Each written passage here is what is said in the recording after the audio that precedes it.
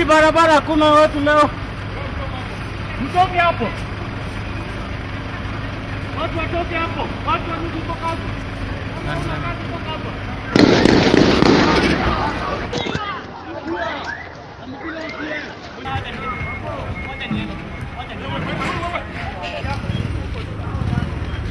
Nikawasha kabisa.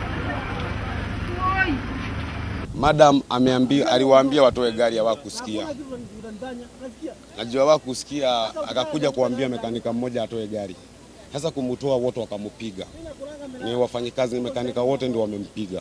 Tukajaribu kuokoa wakakataa kusikia. Wanakatalia kiwanja wenyewe na si yao. Wanatumia nguvu. Juu hapo garage tumeishi miaka mingi, over 25 years. Tukikuja hapo tunapata ya kukula. Mwingine kuja hapo anapata ya kukula, unaona? Lakini sasa OCS ndio stress, anatusumbua. Sasa sisi tuachindwa tutaenda wapi? Hatuwezi enda kuiba, hatuwezi kuja kupiga ngeta. Kila mtu na kazi yake, unaona? Garage yetu ilianza 1996. Huyo OCS tunashindwa nini, anatuuliza kila siku vita. Juzi alituamkia na matia gas. Leo ameanza kutupiga. Anatuambia tutoke kwa uwanja. Amekuja na survey amesema tuko kwa barabara. Sasa tunashindwa sisi tunaenda wapi? Barabara ni ya serikali.